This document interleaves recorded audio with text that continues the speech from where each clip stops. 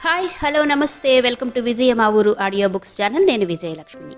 Friends, కథ స్రవంతిలో మరో చక్కటి కథతో మళ్ళీ మీ ముందుకు వచ్చానండి.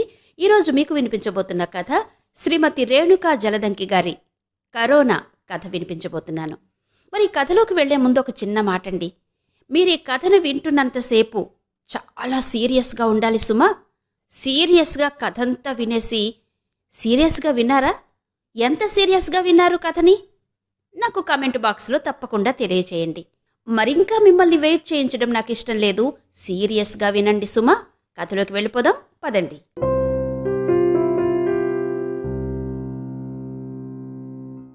నెంబర్ 420 ఎవరయ్యా ఇక్కడ?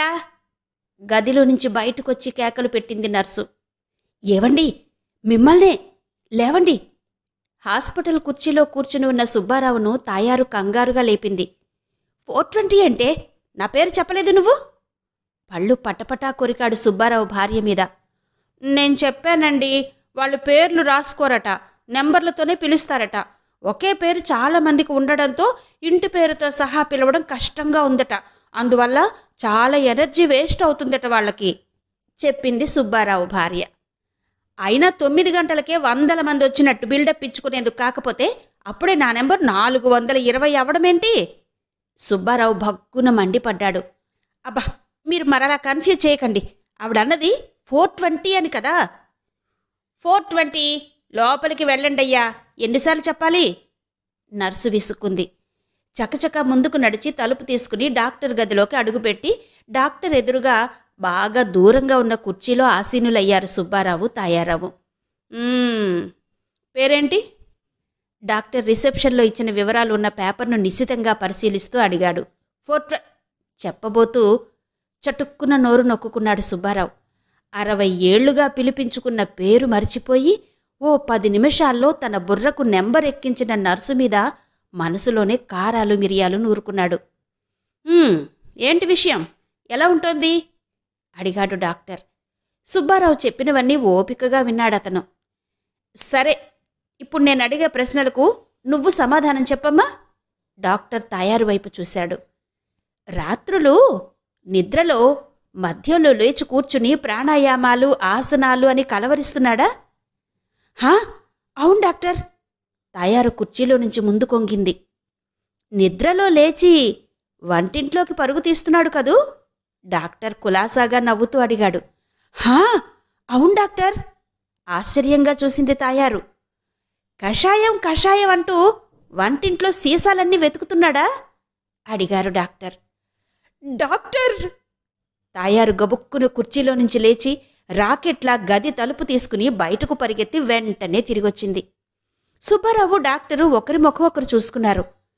ఏమీ లేదు డాక్టర్, మేము పొరపాటున డాక్టర్ అనుకుని జ్యోతిష్కుడి దగ్గరకు వచ్చామా అని బయటకెళ్ళి మీ నేమ్ బోర్డు చూసొచ్చాను, చెప్పింది తాయారు.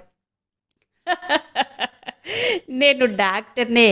ఆగమ్మా, ఇంకా ఉన్నాయి అడగవలసినవి. సి విటమిన్ అంటూ ఊరగాయ సీసాల్లో నిమ్మకాయ, ఉసిరికాయ ప్లేట్లో పెట్టుకుని టిఫిన్కి బదులుగా అదే తింటున్నాడు కదూ? ఈసారి డాక్టర్ సుబ్బారావు వైపు చూస్తూ చిలిపిగా కన్నుగీటాడు. తాయారు మళ్లీ కుర్చీలోంచి లేచి పరిగెత్తబోతుంటే సుబ్బారావు గట్టిగా పట్టుకున్నాడు. ఇంట్లో తులసి చెట్టు ఆకులన్నీ కోసుకుని మేకలా నములుతున్నాడు కదూ? కొంటిగా నవ్వాడు డాక్టర్. డాక్టర్! ఈసారి తాయారు పట్టుకోవాలని ప్రయత్నిస్తున్న సుబ్బారావు చేతుల్ని విదిలించుకొట్టి పరిగెత్తుకుంటూ వెళ్లి డాక్టర్ కాళ్ల మీద పడింది. మీరు దేవుడు డాక్టర్, దేవుడు. లేకపోతే మా ఇంట్లో జరిగే విషయాలు ఎలా చెప్పగలుగుతున్నారు? డాక్టర్ వైపు ఆరాధనగా చూస్తూ అంది. డాక్టర్ ఉన్న చోటు నుండి ఒక్క గెంతు వేసి దూరంగా వెళ్తూ టేబుల్ మీద ఉన్న శానిటైజర్ బాటిల్ చేతిలోకి తీసుకుని తన కాళ్ల మీద స్ప్రే చేసుకున్నాడు.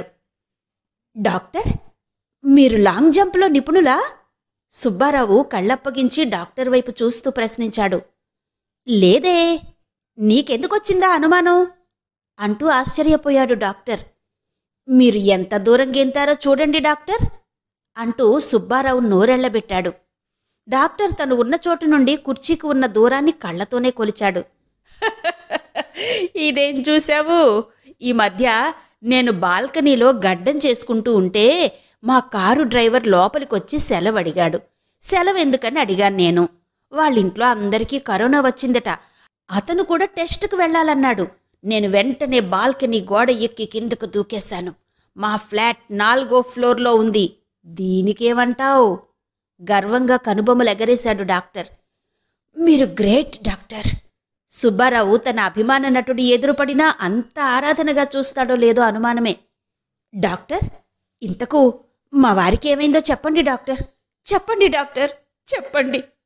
తాయారు ప్రాధేయపడుతూ కొంగు నోట్లో కుక్కుకుంది. డాక్టర్, మా ఆవిడ 2 సార్లు అడిగిందని నా జబ్బును రెట్టింపు చేసి చెప్పకండి. ఉన్నంతలోనే సర్దుకుపోతాను. ఈసారి బ్రతిమాలింది సుబ్బారావు. చెప్తాను. సాలోచనగా పైకప్పు కేసి చూశాడు డాక్టర్. సుబ్బారావు గుండెల అరచేతిలో పట్టుకుని తను కూడా పైకప్పు కేసి చూడసాగాడు. తాయారిది కూడా అదే పరిస్థితి.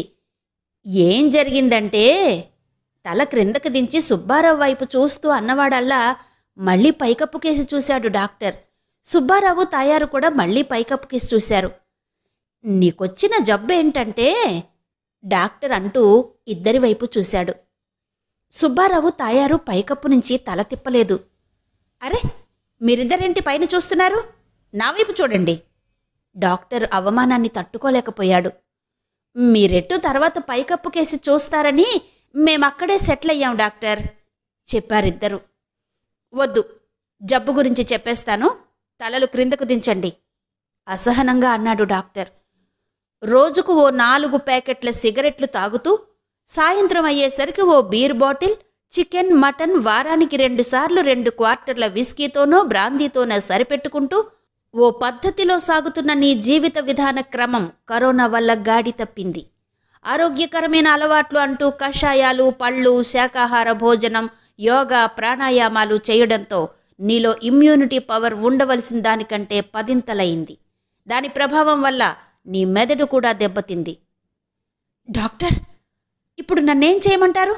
ఇంతకు ముందున్న క్రమశిక్షణా మార్గంలోనే నన్ను నడవమంటారా? ఆశగా అడిగాడు సుబ్బారావు నాలుకతో పెదాల్ని తడుపుకుంటూ. లేదు, ఖరీదైన మందులు వాడవలసి ఉంటుంది. వెంటిలేటర్ మీద ఉన్న పేషెంట్ బంధువులతో చెప్తున్నంత సీరియస్గా చెప్పాడు డాక్టర్. ఎంతవుతాయి డాక్టర్ మందులు? తాయారు భయంగా అడిగింది. ఓ 4 నెలలుగా మిగిల్చిన సిగరెట్లు, మందు డబ్బు ఎంత లేదన్నా ఓ 50,000 ఉంటుంది. తనలో తనే ధైర్యం చెప్పుకుంటూ డాక్టర్ వైపు చూశాడు సుబ్బారావు. మరీ అంత పెద్ద ఖరీదేం కాదు, ఓ 2 లక్షలు అవుతుందంతే, ఈజీగా అన్నాడు డాక్టర్. సుబ్బారావు, తాయారావు ఇద్దరూ ఒకరి ముఖం ఒకరు చూసుకుని బావురుమన్నారు.